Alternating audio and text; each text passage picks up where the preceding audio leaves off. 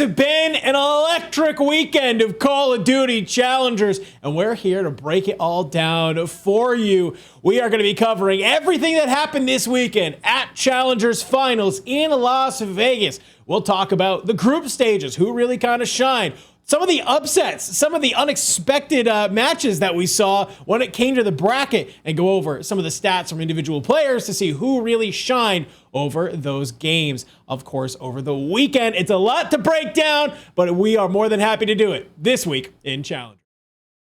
Andy, let's talk about the group stages a little bit. Thankfully, you and I had a chance to cast this weekend, which was great, literally all the way up until the final. So we got to cast, and we were watching basically every game that was going on at one point. Oh, yeah.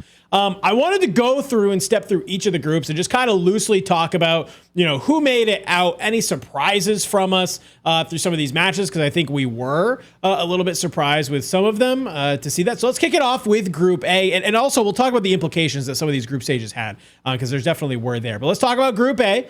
Obviously, I think the only real surprise here, one, was that Team War in their very first match go up against a Game 5, against that Omnia Invicta roster that was there, which we were kind of like, whoa, okay, this is Omnia team now maybe deserves a little bit more respect that we're giving them. Okay, great. Turns out that maybe was just kind of War needing to warm up is what it feels like. Because, I mean, it's they 3-0 and then they get 3-0'd. Is the unfortunate part. But, dude, we got to talk about this Bush War game. We got to talk about it because, you want that one back if you're the Bush, and your entire weekend goes differently if you get it. Yeah, it does. It does. Like, I mean, if you weren't there, War and Omni Invicta, War's hard points looked terrible against Omni Invicta, like absolutely awful. And we were kind of trying to judge, is it because Omni Invicta have really fixed their hard points, or is it because War is still bad at hard point? I think we got an answer to that later. Actually, Omni Invicta came out with a little bit more gas at the start than we expected.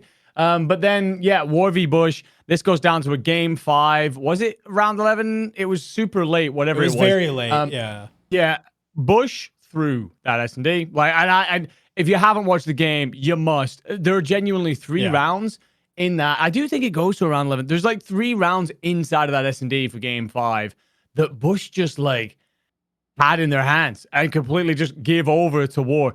Really disappointing, to be completely honest with you. Also, some of the ways they lost the other maps, it felt a bit like, and I guess this is a theme for the rest of the entire weekend from them, a little bit pushed over. Yeah. I expected a bit more fire, and obviously what happens here is when you see the bracket guys, they go on to have a pretty awful first game because they qualify as like the loser team. That's how it works. If you were a loser in your group, you played against the winner of a different group, and well, most of the strongest teams went through on the winner's side. Yeah, I mean, you were right. It goes to around 11 on the raid S&D. Couple of moments in that S&D that they're going to really want back there. Some moments that just get away from them. And we even said it. We were like, that series felt like the Bush beating themselves, more like it felt like War maybe beating the Bush. Now, that's not going to be the case later on when we start talking about some of the bracket, right? Because we're going to give War their shout-outs and their credits that are there. But with that win, War is able to make it on. Bush dropped down the quick little 3-0 on Omni Invicta.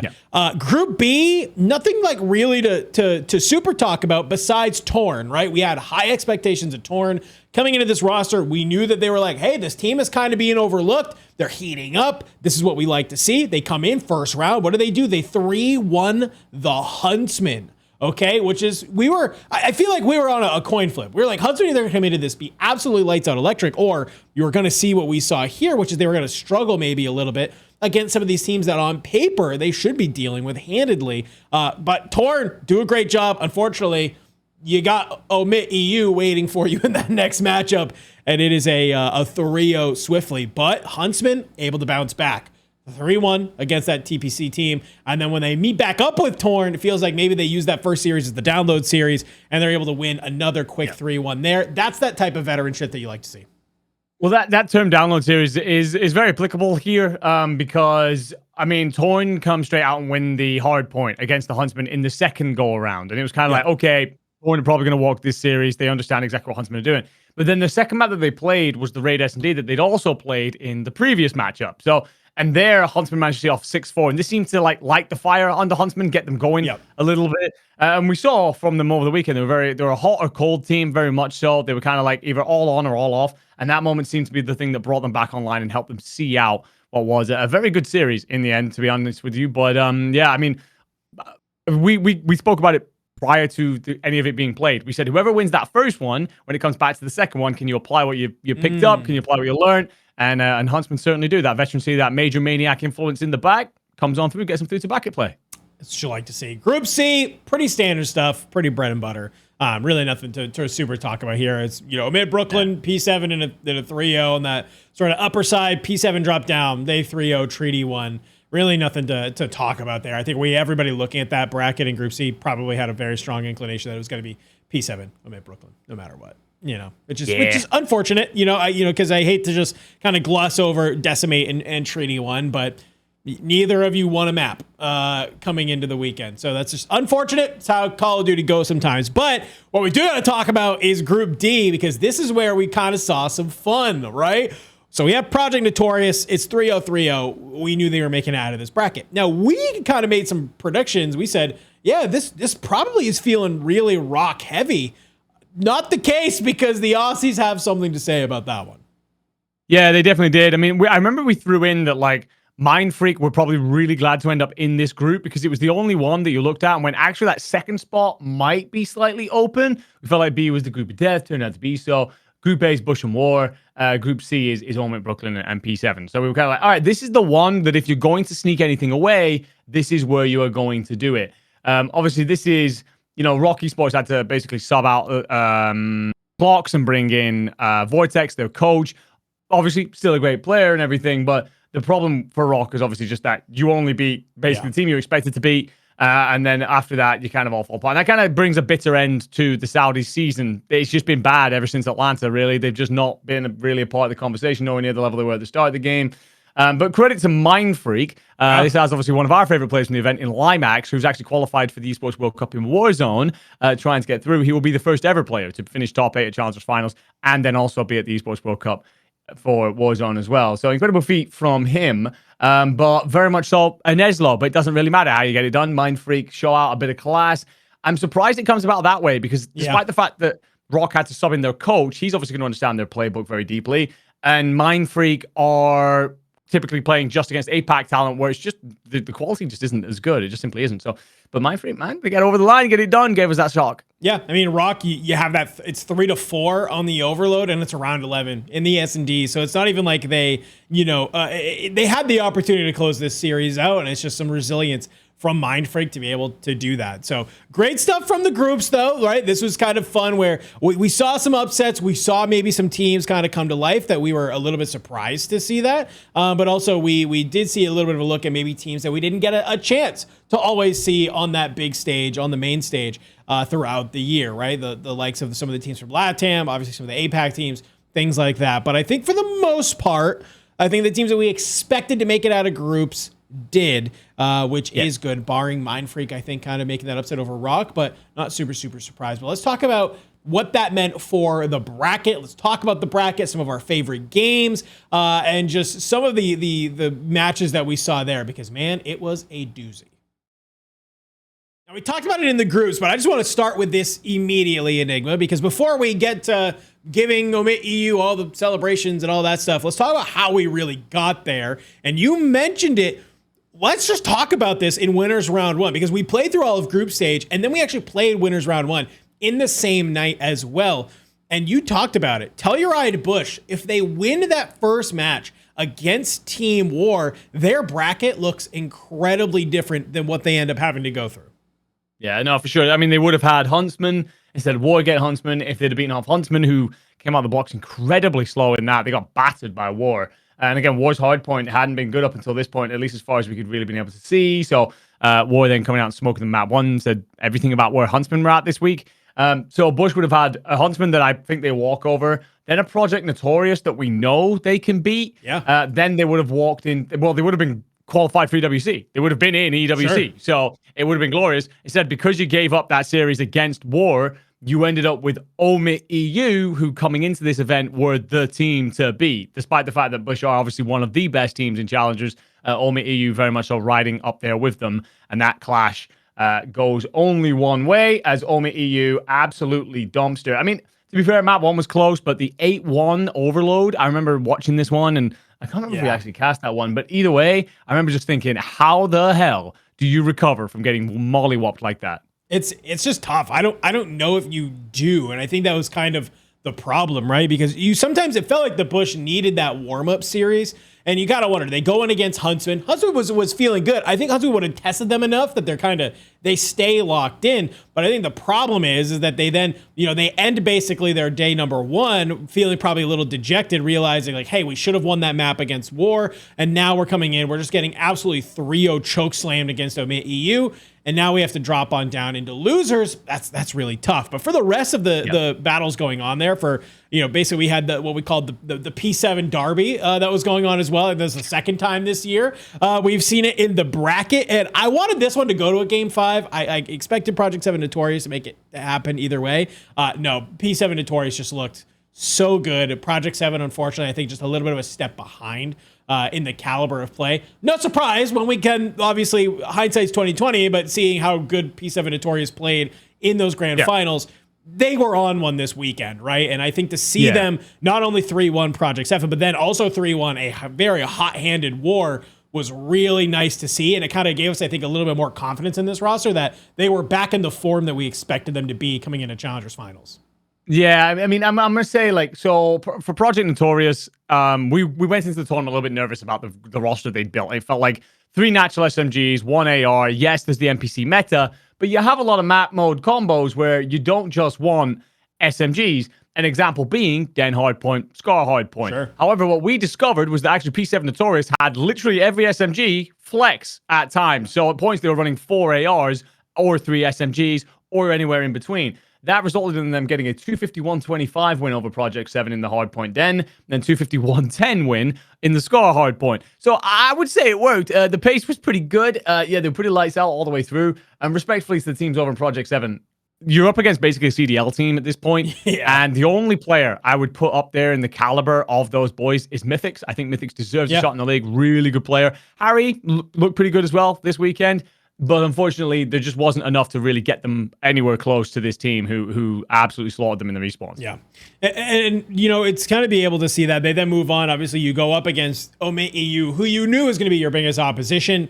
And for them, I think dropping 3-1 is probably rough, for P7 Notorious in that aspect. But being able to see them, at least just get the bounce back very quickly, make it to that grand finals on Sunday, be on the main stage, was really fun to see.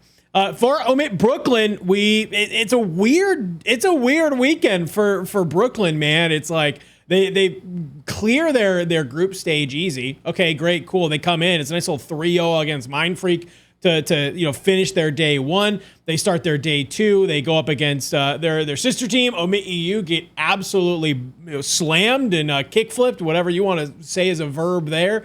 And then what happens? Well, they drop down to the elimination round 2 and they go to a game 5 against the Huntsman, and the Huntsman just iced up.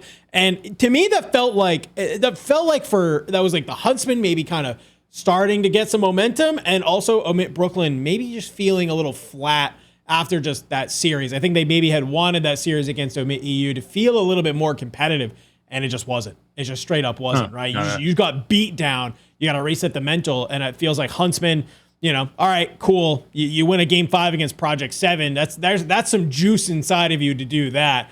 And it just kind of feels like one of those, one team's going down, one team's going up, and weird weekend, weird exit for Omit Brooklyn. It's just Omit do this to multiple teams, right? Including Bush at one point. They just batter them so badly that they're basically like, if you were coming off the back of that loss, if you got into the tournament believing that you've got a chance to make an EWC and you get hammered that bad, you're like, you'd question everything. You'd just be like, are we good enough in this tournament? Are we good enough not only to make EWC? What about when we get to EWC? Are we going to get absolutely, it just doesn't become a very comfortable conversation at all. Everything that you built and trusted in, you just watched it get absolutely handed back to you on a plate. So it's not good for any of the teams coming off the back of that. And of course, Huntsman do see it out. This was the game 5 round 11. I'm trying to remember. Is that the one where Wake clutched up? Is that the one where because it was the gridlock where there was 2 players And Wake was in long, so he's over by the 18-wheeler, and there was one player down towards the bomb, and one wraps behind him, and he reads it. If so, insane play by Wake to get them over the line. Otherwise, it would have been Brooklyn, to be honest. I can't fully remember if that is the map mode, but I think that's the exact moment that happens. And so, yeah, that gets you done. But it was kind of like, it was weird. It was a great series to watch, but full of errors from both teams. And it kind of felt like you were watching this moment where it's like, neither of these teams look like the squads that are even close to your Roma EUs, your P7 Notoriouses. This feels like a gulf apart in terms of quality. Yeah, no, I really agree with that. I think it's a good way to say it. It was like one of those series you're like, okay, great. I'm happy that whoever makes it on is continuing to make it on. But I'm just looking at the likes of, like you said, of Team War, of P7 Notorious, of Omit EU, who's still left in the tournament. I'm like, I don't think any of you are beating those guys, just kind of off of some of the plays I'm seeing. And let's just kind of talk about it, right? Because then we got to talk about that other side of the elimination bracket, which was Bush. Nice. They start their day 3-0 against Mind Freak, and it's a little warm-up. And it's yet again Team War. And to me, this was a series that felt like, yes, you're kicking yourselves out of that first series. You know you should have won it.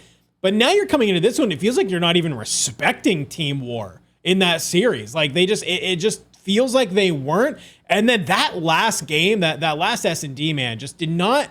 That was just not the way you want to see Bush playing Search and Destroy, right? It's just, you're seeing some egregious chows in that map. You're like, what are these? Really no set plays, it felt like, coming on out.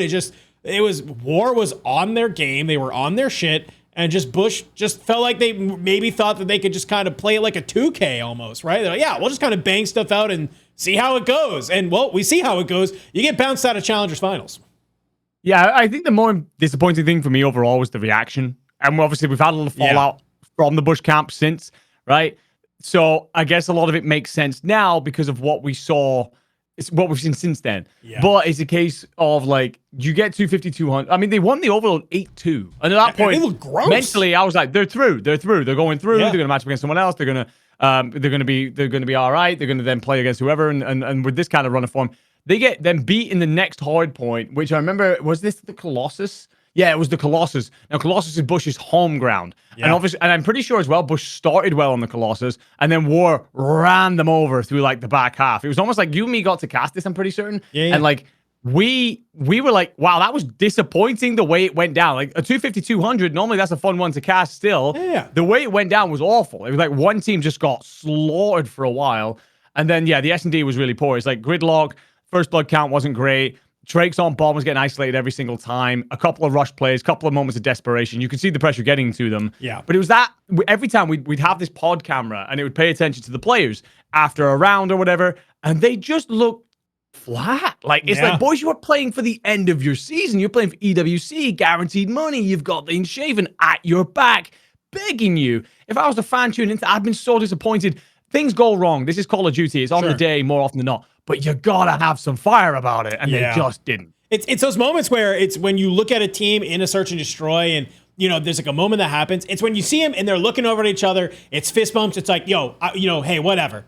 On me, cool, lock in. Let's start game planning for that next round. I just felt like it's we see this time and time again in esports where it's like you lose a round, you lose a big moment, and it's the second you start seeing someone go, oh my God, it's like, they're lamenting over whatever the mistake is, or like you said, it's just like you could see on the face, like, dude, that was a dumb play. Why did you just do that? Like, and it's instead of building up your teammates, and I'm right there with you. It's just, you look at it, War was getting loud. They were getting hyped. You saw, even after rounds they lost, they were still like, yo, we're good. All right, cool. Like, lock in, and that's the type of energy you wanted to see. And obviously War are able to win that. They bring that exact same energy into the next match, just put down the Huntsman. And this is where we kind of, obviously we see, wow, okay, Team War, they secure a spot at the Esports World Cup. This is a team that we didn't really see coming, but this is why Cinderella runs exist.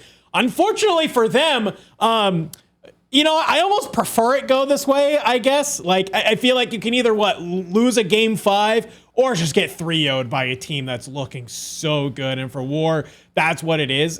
They, I think, finally realized they go up against a team where they do get outmatched. This was a rematch of that winter semifinals, but I think P7 Notorious just saying, we're not going to even give you the one map this time.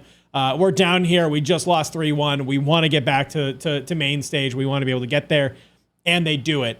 Really, really good stuff out of them. But, so we got to give Team War some credit where credit is due for a really miraculous run here, Challengers Finals. No, brilliant from them. Like, we had them down as like our fourth dark horse bubble team kind of situation because of their recent performances, but I don't think any of us expected them to actually do it. And yeah, it probably comes back to obviously the games against Bush. Like, they do have to beat Huntsman after that, but I think beating them once is one thing, then handling them the second time. I think that was the moment where they suddenly believed they could really do it and get to EWC. Yeah. So yeah, great stuff from them. I mean, the series against Notorious, it was close inside of the maps. If I remember correctly, we cast this at like stupid o'clock in the morning my time, but it was still a 3-0 for Notorious. And I think Notorious was, even though they'd lost to Omit before that, they were one of the only teams, maybe the only team, to take a respawn map off of Omit EU in this entire tournament. So I think they still came out of that series like, we're still all right. We made some mistakes and we can do better.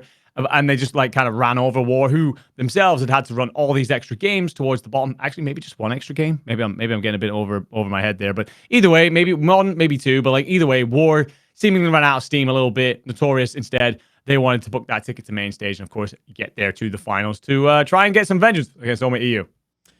Well, let's talk about this grand finals because we're finally here. Gave a little bit of a breath in there so that way we can cut that for a nice little cutout that we like to post on social media.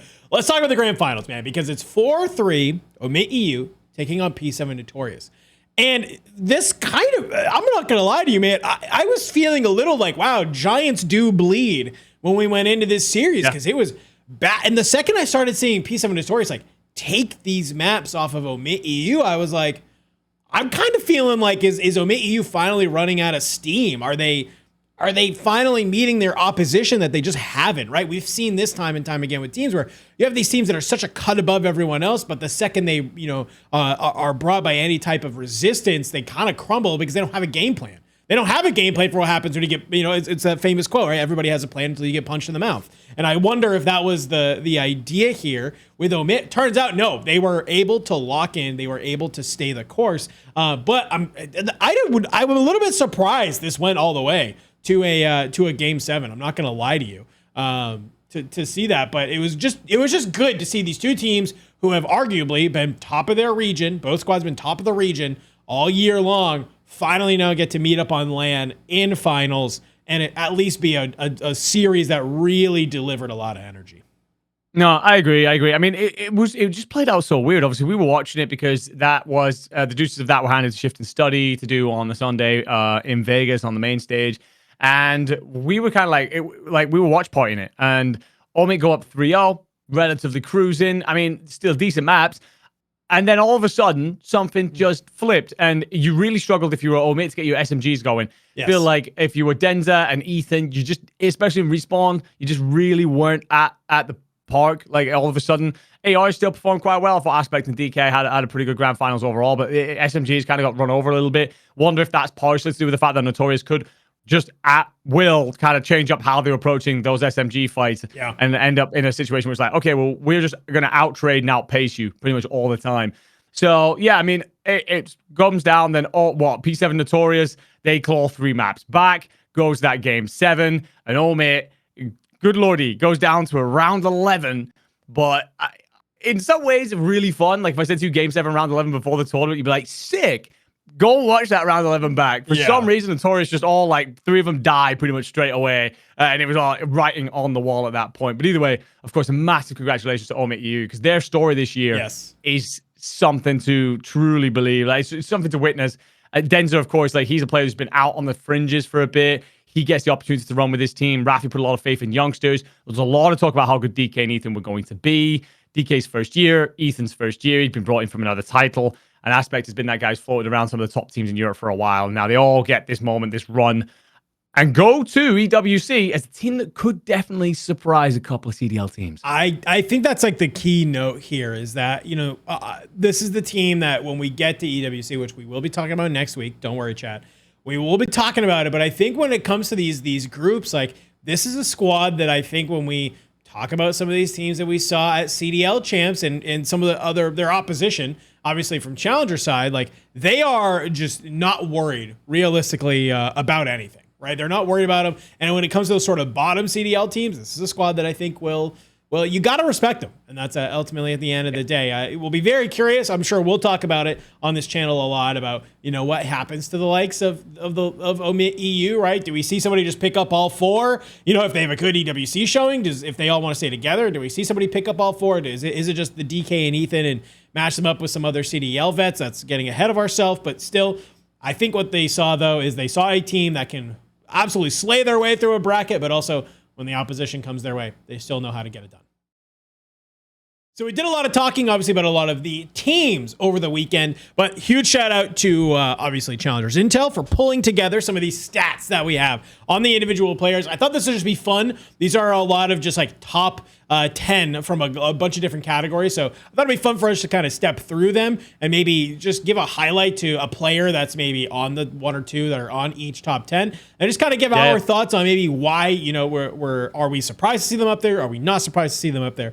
And the likes. Let's start with the damage side. I don't think it's any surprise for us to see that Ethan is number one overall with over 14,000 damage there. But two people I know that we watched a lot of to see that I'm also kind of not surprised, but I think is nice to see them up there because I think it reinforces a lot of things that we think about. Seeing Johnny and Beans almost be neck and neck in second and third, literally 200 damage separates them that are there. And that kind of goes to show when we watch some of those P7 Notorious games, it was oftentimes those two players were the ones kind of having the takeover maps and modes and just firing their bullet in any direction it would go.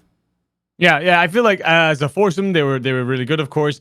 Beans had a couple of stunning moments. But yeah, Johnny was an endless threat, an endless pain in the ass for any team that he played against, which is brilliant. I mean, obviously, these teams will have ran very similar amount of maps because they all played the same amount of games. So, I mean, they're very comparative there. You've got, Johnny. But it's just crazy to see the gap to Ethan and how much he was doing out there. Like, that this guy is twisted.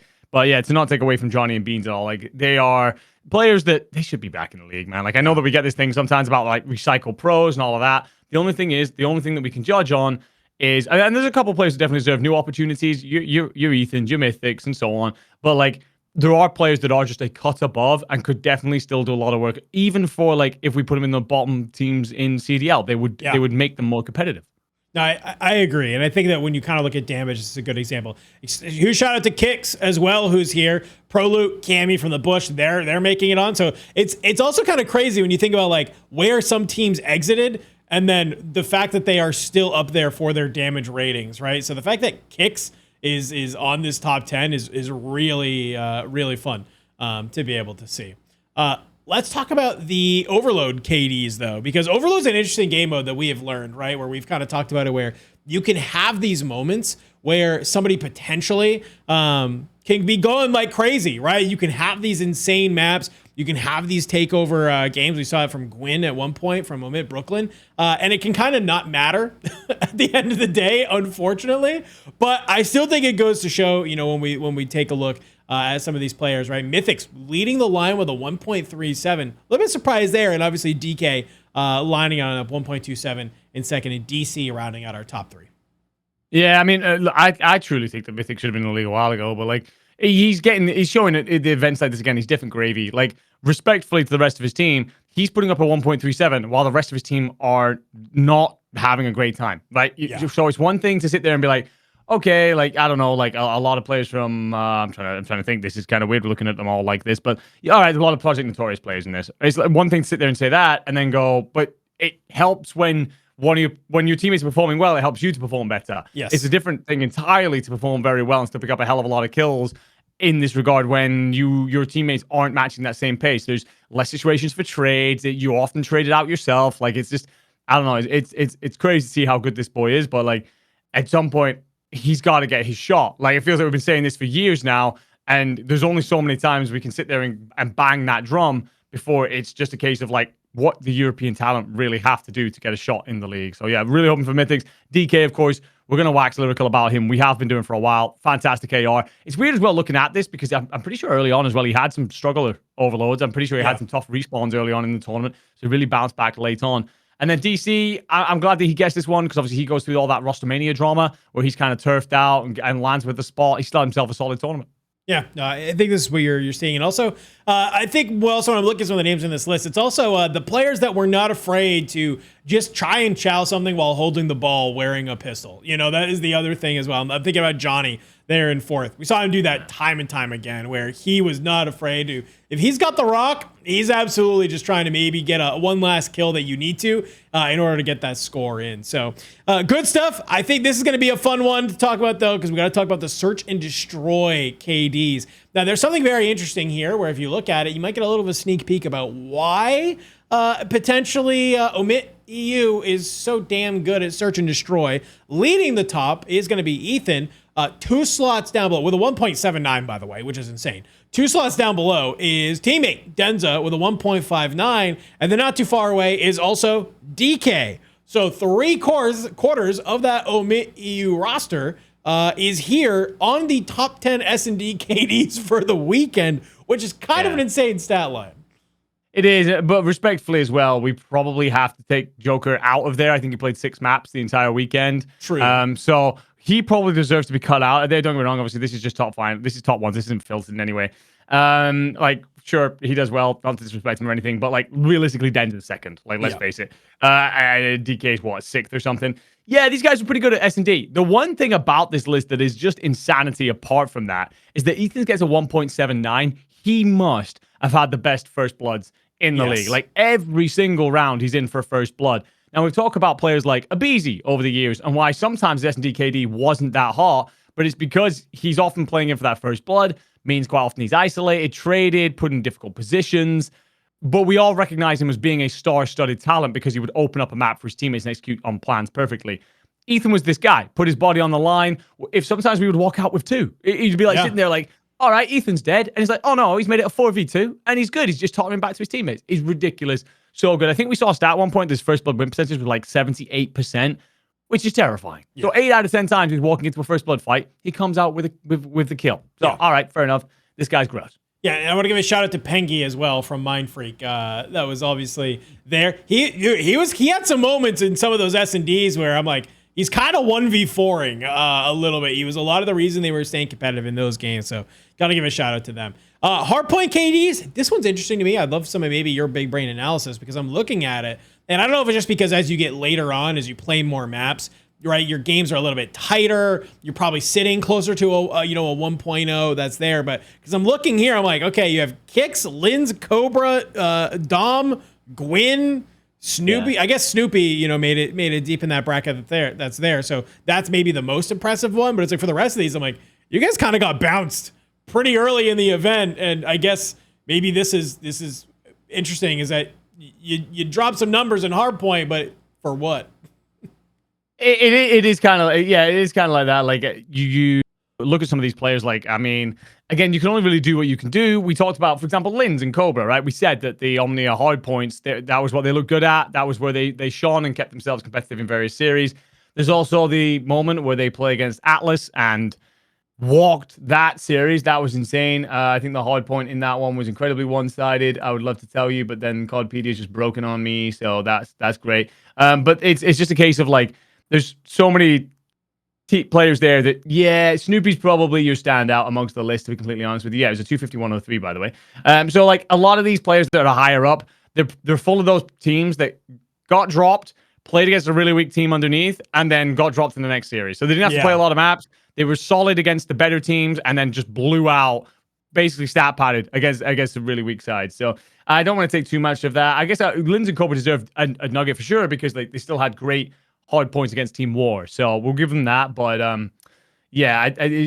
Snoopy's your best player in all this. Gwyn had a good weekend. DC Aspect up there as well. Aspect of course was superb. He played for Omit, comes out champion. So a lot of props over to him as well. And Flames, we had the opportunity multiple times. It felt through the tournament. We talking about Flames with takeover maps. Yeah. I'm actually surprised that's not higher, but I guess that's because the quality of opposition grows so much through the tournament. Yeah, no, I mean, good seeing some of those names there. Slayer ratings, I'm going to be honest with you, I'm skipping over because I want to talk about overall KD. I think overall KD is a fun one to be able to talk about a little bit more in depth. Where you can see up there towards the top, you have Mythics, Diamond Con, Cobra, and then DK, Gwyn, Beans, Trakes, Ethan's, Snoopy, and Prolu. with the overall KDs. Seeing some of these players up here, I'm not surprised because it felt like when we were series over series, there was always at least, it felt like there was one or two people in every game, even if they lost a series on a lot of those teams, where you're like, oh, those are the guys who are shooting right now, who are really trying to do what they can. And it was a lot of the players that are on this top 10 list. I'm thinking about like a player like Diamond Khan, like a Cobra, obviously DK up there. But for to see, Beans and Snoopy were a lot of times, Trakes and ProLoot were a lot of those players who were kind of going crazy in these maps. And you can see, obviously, for as deep as they went, having an overall KD in that line is very impressive. No, it is. It is. Like, yeah, you're right to bring up the pretty much everyone that we saw here. I mean, Cobra, again, like, you played well in the maps that you got. He was solid against some really tough opposition in War, but other than that, it's probably stat padded by that Atlas game. A lot of those players there. I mean, the fact that Ethan walks away with a 1.13, despite, again, being that SMG type that is going to fly at everything. Like, fly at everything. He just applying pressure at pretty much everybody. Shows how effective he was. Again, Mythics is a superstar. We've got to take him somewhere. DK being up there as well, like, he had a very consistent. So, like, a lot of these players were players that we got to sit there all weekend and talk about and celebrate. Trakes felt like when Bush were good, he was their star player. He was their standout. And Byron had some ridiculous hard points very early on. So, yeah, I mean, it's a list of your best. Respectfully, you're probably a little bit higher than you should be if you're Diamond, Con, and Cobra. But honestly, if you put this list out as somewhat like take these names and kind of fashion some sort of top 10, yeah, I'm with you. Yeah, no, I mean, great stats to see just across overall the board from the weekend. I love that we can kind of start to see some of these players maybe make a name for themselves where it matters, because as we know, not too far away from here, these might be some of the players that we're talking about when it comes to some roster changes and also maybe potentially some bump ups to the Call of Duty League. Overall, a fantastic weekend of Call of Duty, man. I'm glad that we got to obviously cast a lot of it. We'll never take that opportunity for granted. But also then just the fact that we got to kind of like chill and do a watch party for the Challengers Finals is really, really fun as well. I feel like, when we look back on our predictions, we weren't too far off, right? I will say I did predict P7 Notorious in, and you were a little bit surprised about that one. So, but then we also, I think, both agreed that Bush was going to make it through, and then that didn't happen either. And our honorable mention pulled through. So Team War looking fantastic. That was there. So, as we get ready to wrap, I kind of want to throw it to you. Sort of what was the most exciting part of obviously Challengers Finals to you? What impressed you? What would you hopefully like to see some of these teams do going back to the drawing board? Anything that you'd like to see looking ahead to EWC? I think that one of the things that impressed me the most was like the whole Ethan DK situation, because we didn't actually get to cast them through the year. We cast Dallas. They weren't playing at that point. We cast the NA Elite. They weren't NA. So we never really got the opportunity to watch them kind of do their magic in front of us, in front of our very eyes. Yes, we've kind of tuned into the Elites through the season and the Opens, but it was one of those moments where we were kind of like, all right, these guys are good, because we didn't even get to cast them in Atlanta. They played they played on the other stream. So we were kind of like, all right, and we get the opportunity to actually see them. And yeah, they're the real deal. They passed not only the stats test, the eye test, all of that, all the tests. They are pissing excellence. Let's put it that way. But I think that the most exciting thing, I don't know, man, I think I'm just gonna tip my hat over to Team War. I think that they made a run that was incredibly difficult. Beat out Bush twice. Beat out Huntsman. I mean, I think the only team you lose to was the two in grand finals. So it's like that's great from them. And going forward, looking towards EWC again, there's a lot of talent in these three teams, so go ahead, do some damage. That's what we want to see. Prove, as always, that Challengers has some real talent. Well, chat, let us know. Who were you most surprised with? Who did you expect to have a way better tournament that maybe bowed out early? We'd love to hear all your thoughts. Start that conversation down below. Make sure you like, comment, subscribe, all that good jazz, because we still have, I know it might feel like the season is winding down, we still got some things to talk about. Next week, we'll be covering all things ahead of EWC. And then post that, we still even have more coverage of Challengers coming your way. So make sure you're hitting that subscribe button. We'd love to be able to see you do that. But with that being said, it was a great weekend of Call of Duty. Love being able to cover it, because that has been this weekend in Challengers.